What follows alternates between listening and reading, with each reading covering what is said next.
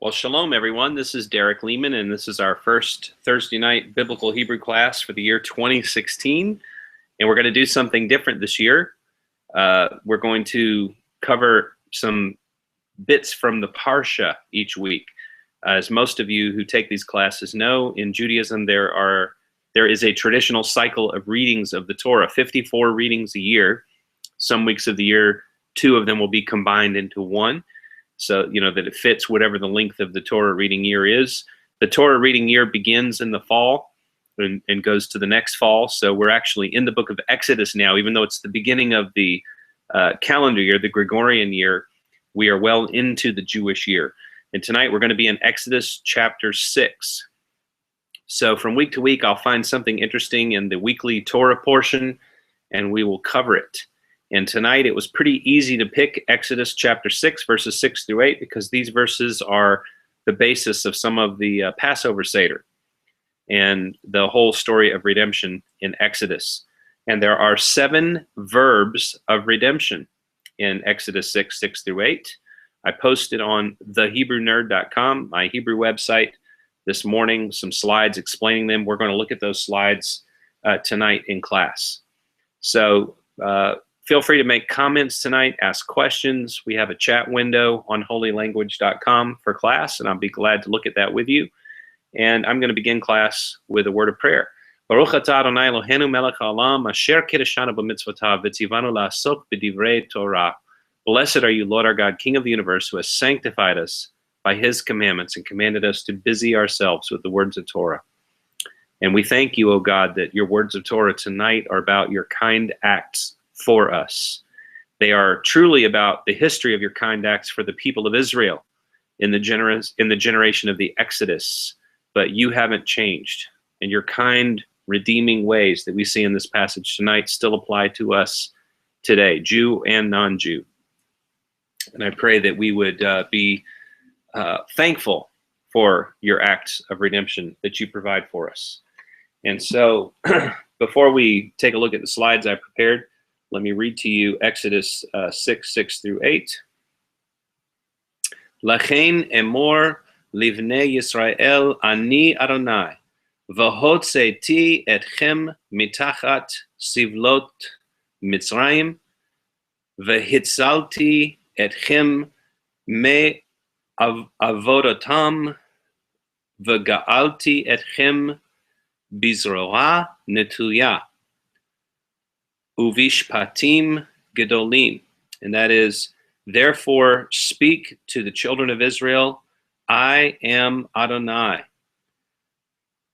and I will bring you out from under the burdens of Egypt, and I will deliver or rescue you from their servitude, and I will redeem you with an outstretched arm and with mighty judgments.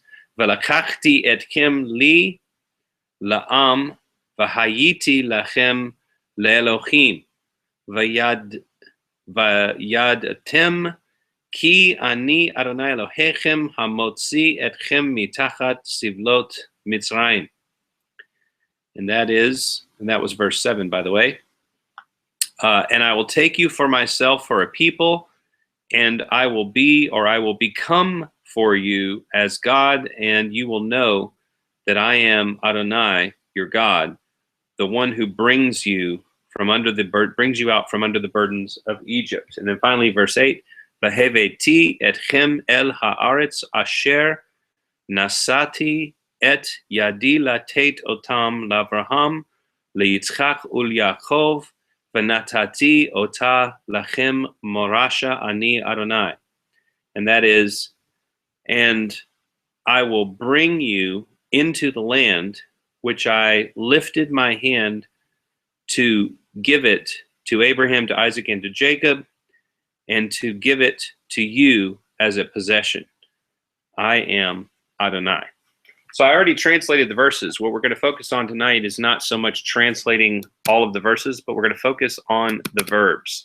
I'm going to screen share with you a slideshow that I prepared, which highlights these 7 verbs of redemption. So one of the main verbs in Exodus 6:6, the first big verb of redemption we came to, is vahotseti. And there are a few things that I want to point out about vahotseti. First, you see it has the v in front of it. And that's not just a vav. That is a vav that converts the perfect tense into a future tense. So there are two kinds of vav conversive. And we're used to seeing the other kind in a lot of the narratives we've been looking at. The other kind of vav conversive is not a v, it's a va. Instead of having a shva under it, it would have a patach under it. And the verb form that would follow the vav would be an imperfect. And the imperfect form of the verb is the prefix conjugation. But we have here instead the perfect. And the part of the perfect that tells you the person, number, and gender of the verb is the suffix, not the prefix. And so when we look at hotseti, it's that T on the end, that suffix that tells you that this is a first person form of the verb, singular. And if you want to convert a perfect into a future, you put v in front of it. If you want to convert an imperfect into a past, you put va in front of it. So this v in front of the perfect form of the verb is what we call a vav conversive. Some people call it a vav consecutive, a reversing vav. There are a couple of other names people have for it. Then what about the hey? The hey that we see in hotseti, that's not a part of the verb root. Where does it come from? It comes from the fact that this is a hifil verb. This is one of the markers of the hifil. Now, in just a second, I'm going to tell you, if you didn't already know about hifils and you didn't know what that hey was there for, a whole nother way you could figure this verb out. Then we have the next three letters, which we could be pretty sure are going to be our root letters, vav, tzadeh, and aleph. We know that the T suffix marks the first person singular. So we're just left with these three letters in the middle, the vav, the tzadeh, and the aleph. Well, you won't find vav, tzadeh, aleph in the dictionary. And that's because it's not a verb root. But it helps if you know that yod and vav are interchangeable in verbs. And so if you can't find vav, tzadeh, aleph, look up yod, tzadeh, aleph. And it happens sometimes that a verb that starts with yod, it will morph into a vav. A lot of Hebrew is about being a verb detective or a verb CSI technician. And you oftentimes get partial or even misleading evidence about the verb. And you have to learn the usual suspects. If you just learn about 20 or 30 little tricks, and the little trick I'm telling you about here is that vav and yod are interchangeable in verb forms, you learn 20 or 30 little tricks like that, and you can figure out almost any verb. And once you figured out that it's yod, tzadeh, aleph, that's a very common verb. It means to go out. But it's a hifil, and hifil usually is a causative form. So if in the call, it means to go out, in the hifil, it means to cause to go out, to cause something or to cause someone to go out. How do you cause someone or something to go out? You bring them out. So this means I will bring out. Now let's be clear. If the vav were not there at the beginning, it would mean I brought out. But since the vav is there converting it into a future, it means I will bring out. Well, that's the grammar of the verb, but let's just say a little something about the use. The verb form hotseti is also used of Abraham. God says, I brought him, or I brought you out of Ur of the Chaldees. That's where Abraham came from. And it speaks of God transferring someone from one place or condition to another. Therefore, bringing the Israelites out from under the burdens of Egypt is an act of liberation. He's liberating them from the burdens that are there in Egypt. He's bringing them from a place of burdensome, toilsome labor into a land of promise. It reminds me of Colossians 1:13. He has delivered us out of darkness and transferred us to the kingdom. The ways of God in Yeshua through Messiah are not new. They are just taking the paradigm that's already there in the Hebrew Bible further. God was already the kind of God who delivered people from one domain to another, bringing them out of burdens. Wow, all my updates are trying to install right while I'm showing you this slideshow. Sorry about that. Bringing them out from under the burdens of Egypt and into the land of promise. So let me stop sharing for just a minute. And I'm going to check on Holy Language and see if we have any questions or comments. Okay, no questions or comments so far. So let's take a look at the next verb of redemption. And that would be hitzalti. So again, in fact, all 7 of the verbs we're going to look at tonight, so I won't say it for each one of them. It's going to have that v in front of it. They're all going to be perfects that get converted to a future tense. They're vav conversive form. And they're all going to have the suffix t, which marks the first person singular. So it's always going to be I will. This is God promising something. I will do this. I will do that. Well, what do we have here in hitzalti? Well, again, that hey is the marker of the hifil verb. And so we only have 2 root letters left here. We have tzade and lamed. What dropped out? Well, the most common letters that drop out from the beginning of a verb, and we have a little clue that something dropped out at the beginning because there's a dagesh in the tzade. That dagesh in the tzade tells you a letter dropped out before the tzade. And there are 2 letters that are the most common, the most usual suspects to drop out from the first position of a verb, and those are yod or nun. And there happens to be a somewhat well-known verb, natsal, which means to rescue or to snatch something away. You know, a lot of times that's what a rescue is. You go in to rescue someone, you snatch them out of a situation. And so that's the verb form that is in question here.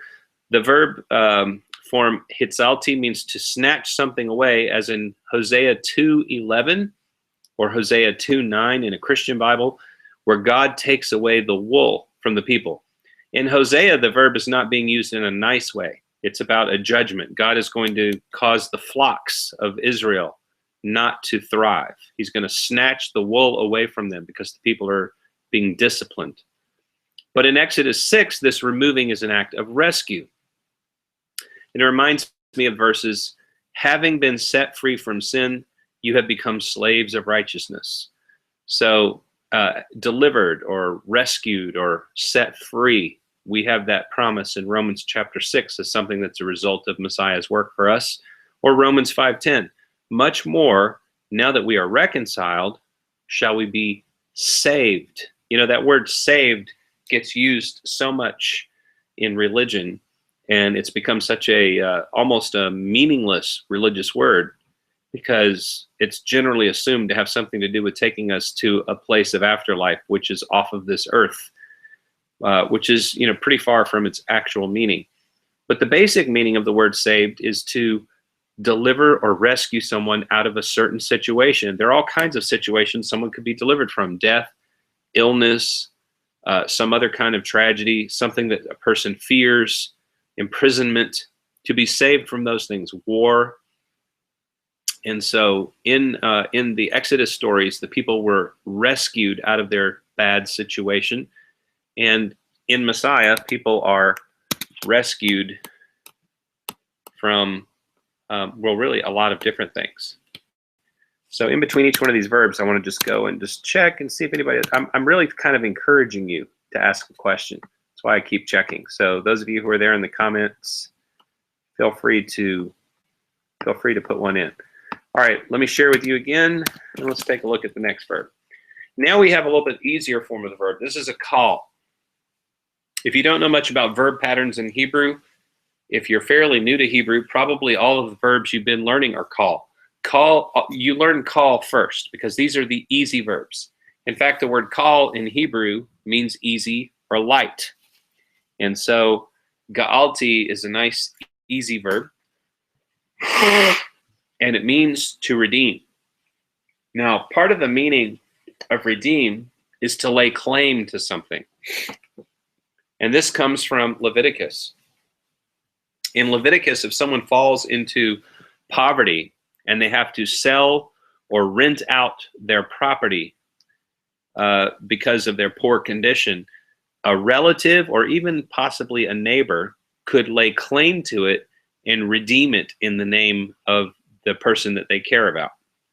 And that's sort of an idea that's out there. There are a number of social situations in which someone will take responsibility for someone because they are a relative usually. I suppose it could happen for other reasons besides someone being related to you. And you lay claim to their situation, or you want to redeem them out of their situation. It's to bring them from one condition to another condition by investing yourself in their outcome. And Ga'alti is simply, it has the va in front of it, the vav conversive, it has the t on the end, the first person singular, and then we're just left with Ga'al. You may recognize the word Ga'al because there's a noun form, Goel. Goel means a redeemer. It's a famous term from the book of Ruth, and it's also something that is a title for God or even of Messiah, a Goel, a redeemer. And this idea reminds me of Galatians 3:13. Messiah redeemed us from the curse of the Torah. The curses of the Torah are found in Leviticus 26 and Deuteronomy 28. And he redeemed us from those curses. That is, he laid claim to our predicament, and he took responsibility for making our outcome good. He redeemed us. He did not allow our outcome to be bad. By taking responsibility and laying claim to our situation, he made it a good outcome. Or Titus 2:14, he gave himself for us to redeem us from all lawlessness. Let's move on to the next verb. I think this is the fourth one. Yeah, it's the fourth one. Lakach. And again, we have an easy form or a call. And so everything about this verb is easy to translate. We have the va in front, which converts it to a future, the t on the end, which makes it a first person singular. Then you just have lakach, a very common verb, and it just means to take. So v'lakachti, I will take. The phrase lakachti etchem li, I took you for myself. So in the verse, in Exodus 6:6-8, God doesn't just say, I will take. He says, I will take you, etchem. If you could see that little print down near the bottom of the slide, etchem, the et is the direct object marker, followed by chem, which is the plural you. So what does he take? I will take you, and it's you plural. He's talking to all the children of Israel. I will take you, li. Li is the preposition lamed, which means to or for, and this suffix e means for me or for myself. I will take you for myself is similar to the notion of adoption. What God is saying here, he's saying to the children of Israel, I will take you for myself. I will, in other words, adopt you as my people, or almost like adopting you as my children. And that reminds me of Romans 8:15. You have received the spirit of adoption as children. Or Romans 9:4. They are Israelites, and to them belong the adoption. You know, it's interesting. Sometimes people might think the Israelite people, the Jewish people, were in some sense born as God's children. But actually, the Torah represents it as God adopting the children of Israel. He takes them for his people. So Paul reflects that theology in Romans 9:4. They are Israelites, and to them belong the adoption. That's the first item on a list of 4 or 5 or 6 things that Paul says are privileges of Jewishness. And then he says, and he predestined us for adoption as children. So this is a promise for everyone in Messiah to be adopted as children. All right, I did covered 2 verbs. Now let me come out of screen share for a minute and see if we have any questions. Okay, someone says, thank you for going into the definition of the word saved. Maybe we need to have, maybe one week we'll deliberately pick some verses that have to do with the concept of salvation in the Hebrew Bible. Salvation can mean healing from a disease. Salvation can mean rescue from war. Salvation can mean rescue from a condition, even a condition of poverty. Salvation can mean being able to escape before a destruction or a war comes to a place. It only in a very limited number of verses, none of them at all in the Hebrew Bible, and even in the New Testament, I think only in a limited number of verses does saved mean bring you into the world to come. For some reason, religion has become so focused on the world to come and the afterlife. And I'm not against that. I've written a book on the world to come. I think it's a super important concept.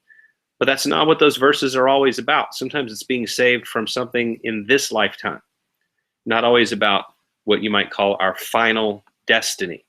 And really, none of the verses about salvation in the Hebrew Bible are about our final destiny. That's just not an issue at all in the Hebrew Bible. Okay, on that note, we'll go to verb number 5, which is vahayiti. Now, you might say to yourself, hayiti, this isn't a verb of redemption. This is just the verb to be. Literally, all by itself, vahayiti means I will be. But you notice I've translated it here, I will become.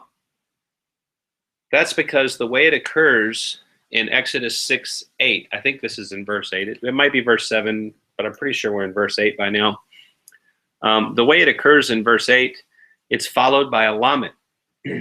And usually when you put the preposition lamed after the verb haya, it means to become.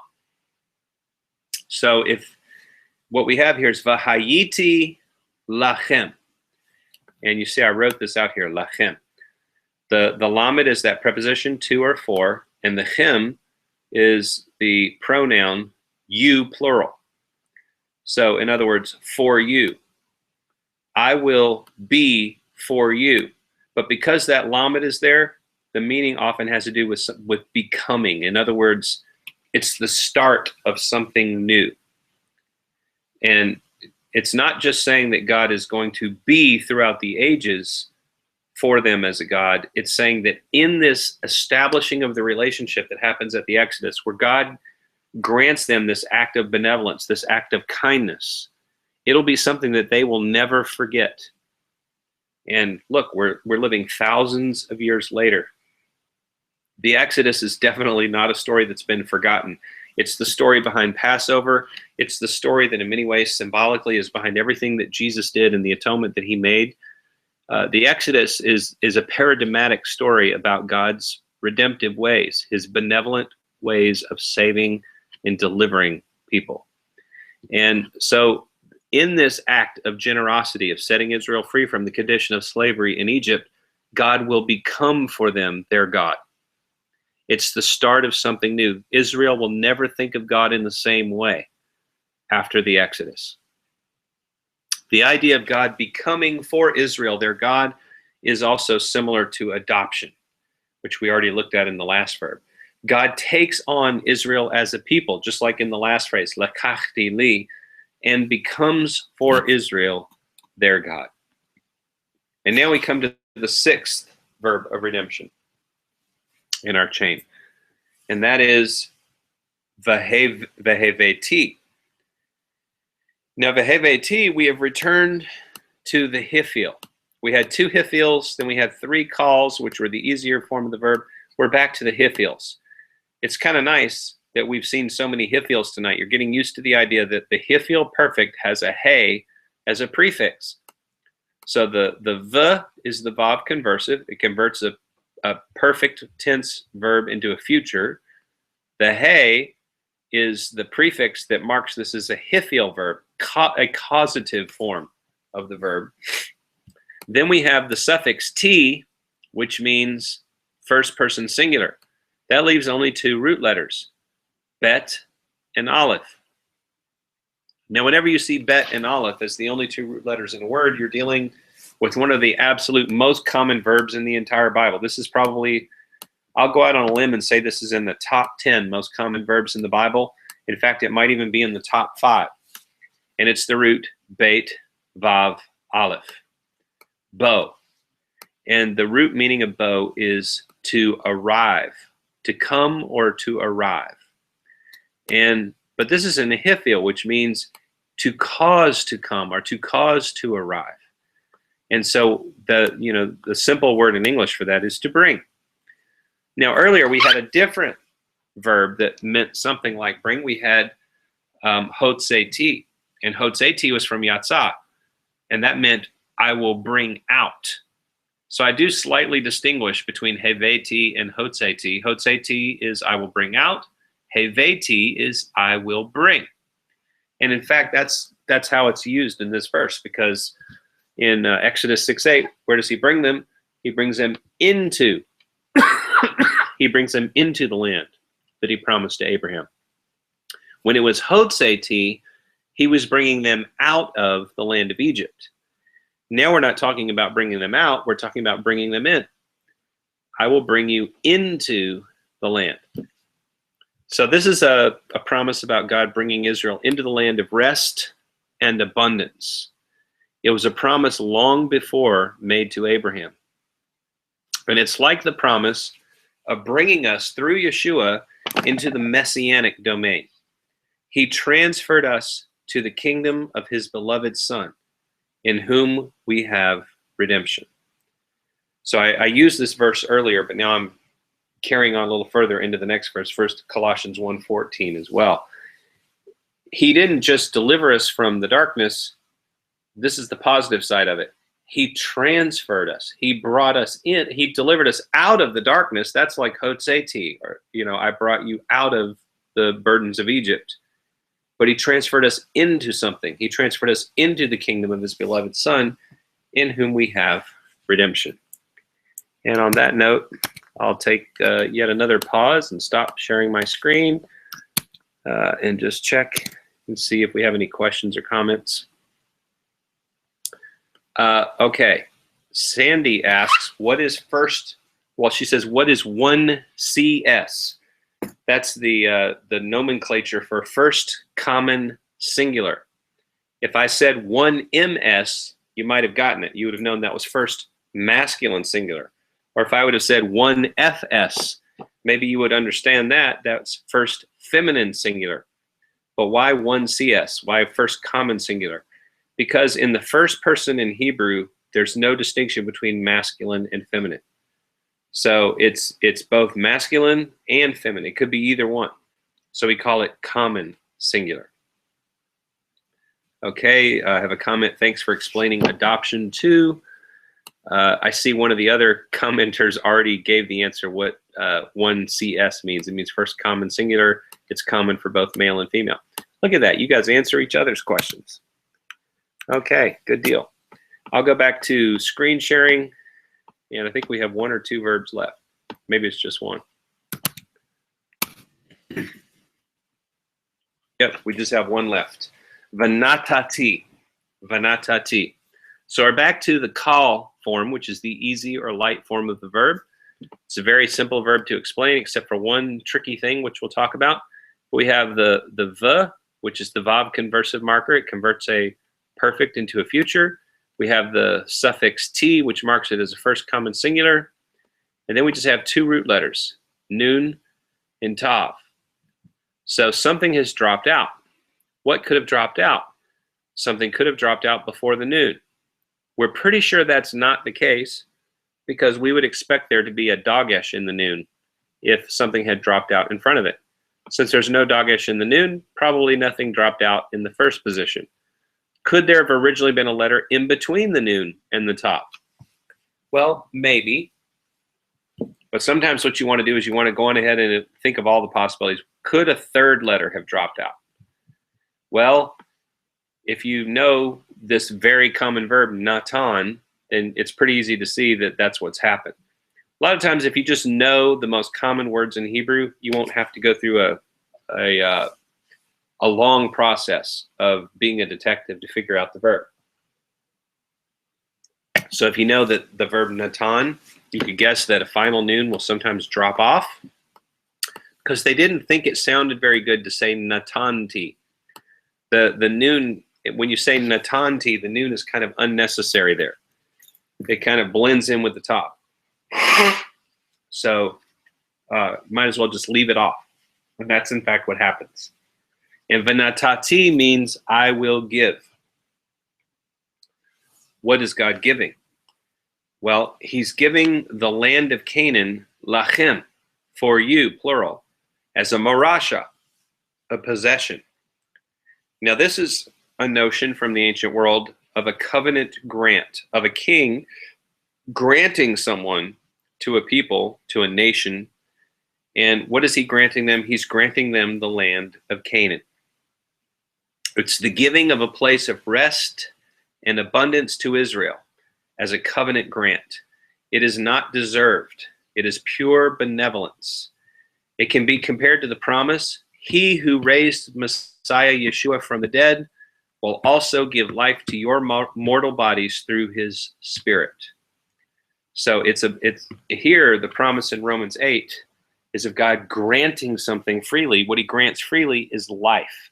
What he grants to Israel in the Exodus is a land of promise. What he grants through the atonement that Yeshua made is life. In other words, resurrection of your mortal bodies through his Spirit. And the way he says it is the fact of the past event, Yeshua was raised, secures the future one. We will be too. And in Exodus, in the Exodus story, the promise to Abraham, Isaac, and Jacob, the past event, is what secures the certainty of the future event. I will give the land to you as a possession. So again, this is the way of God, the way of benevolent acts of kindness, of granting things freely. And we learn really from these verbs, these 7 verbs of redemption in Exodus. We learn something about the character and the pattern of God's actions. God acts freely to give to people who don't deserve it. That's what we see in the Exodus. I have a friend who, because he really enjoys theology, he wonders why we don't more often talk about the Exodus as a paradigm for the way God works with people. And I think what he's thinking about is the fact that in Christianity, the narrative that people typically think about instead of the Exodus is a narrative of, well, human beings fell into sin and needed atonement from wrath. That's a common way that people in Christianity will tell the story. And in Judaism, people will often tell the story of the way God relates to man in another way. They'll say, well, God gave Israel a revelation on Sinai, and Israel became the covenant people. Well, neither of those explanations is really getting to the heart of God's way with people. Actually, the heart of it is this benevolent act of giving, delivering, rescuing, liberating, transferring, and bringing about a good outcome for people. That's God's way with people, and that's what happens in the Exodus. The Exodus is a wonderful paradigm for understanding the ways of God with human beings. And I pray that all of us would know God's benevolence and his kindness to us in our lives in just that way, in this life and in the life to come. Next week we'll be in the next Parsha. It would have been a great idea for me to plan what verses we'll translate next week. I failed you. I didn't plan what verses we will translate, so I'll have to communicate that as best I can through my Facebook. I'm sure that I will post on thehebrewNerd.com a post about it sometime before our class next Thursday. And hopefully you're a member of holylanguage.com. There are a lot of fantastic resources at holylanguage.com. I teach Biblical Hebrew on Thursday nights. Yisrael Levitt teaches Hebrew prayer. And Elihan Eliah teaches modern Hebrew. Izzy has Hebrew classes. There are all kinds of Hebrew resources, videos, so much great information at holylanguage.com. $30 a month to be a subscriber. I hope you'll be a part of the tribe. And this is Derek Leman. Until next week, we'll see you then.